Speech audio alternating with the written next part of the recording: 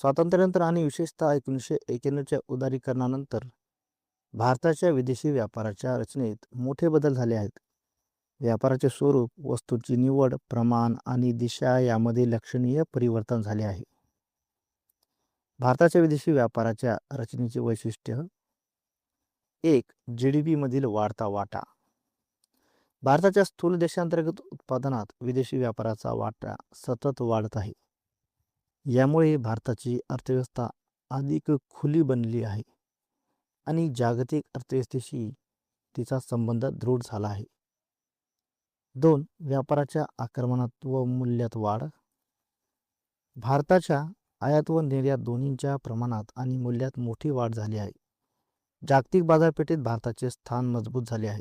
विविध उद्योग क्षेत्रात उत्पादन वाढल्यामुळे निर्यातीतही वाढ झाली आहे. 3. निर्यातीच्या रचनेत बदल.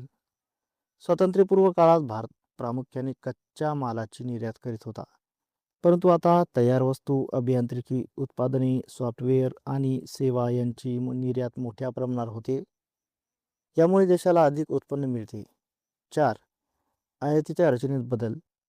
पूर्वी उपभोग्य वस्तूंची आयात केली जात होती. सध्या पेट्रोलियम, यंत्रसामग्री, रसायने, खते यासारख्या उत्पादनासाठी आवश्यक वस्तूंची आयात वाढली आहे. यामुळे औद्योगिकीकरणाला चालना मिळते.